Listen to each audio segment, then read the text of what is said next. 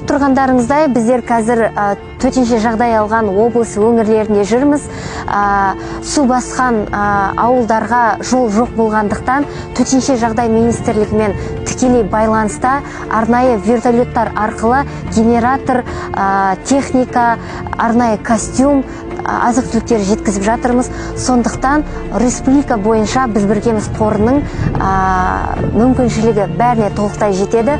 Сондықтан атап айтқым келеді, халықтан ақша жинауды тоқтатайық.